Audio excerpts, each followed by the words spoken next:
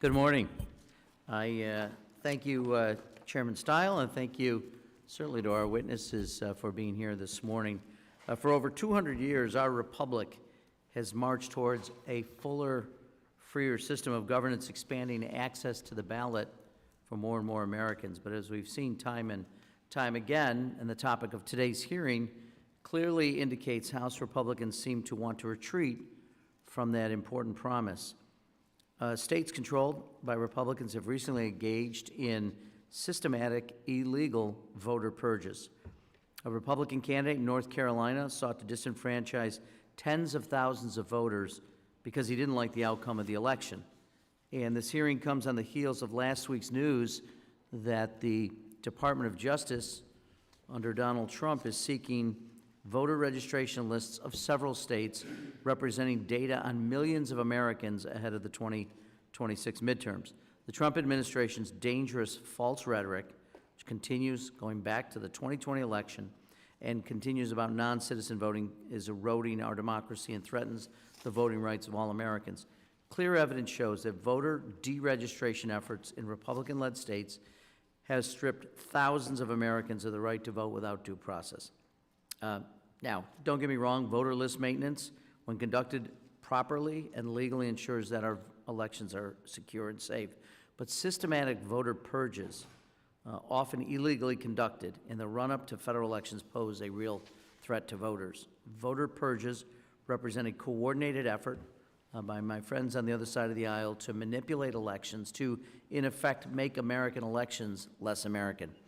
For years, Republican officials across the country have purged hundreds of thousands of voters, including eligible U.S. citizens. In Texas, for example, Republican officials have repeatedly tried to do this, but each time, local officials discovered that Texas purges had incorrectly targeted United States citizens.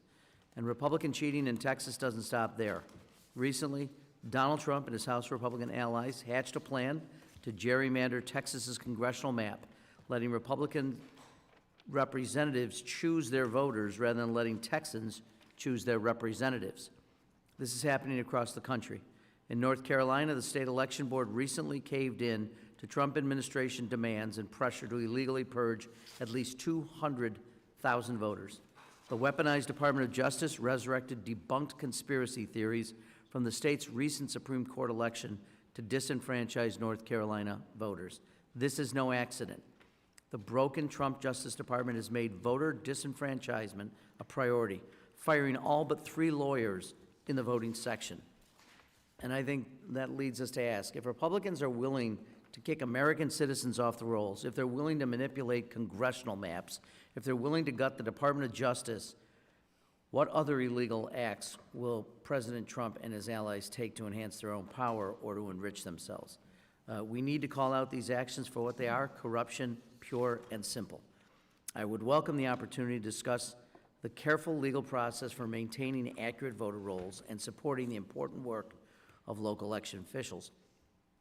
But the Republican majority is more interested in promoting illegal and sloppy efforts to manipulate elections and deceive the American public. Today we will hear from Mary Haling, a retired teacher and fitness instructor from North Carolina.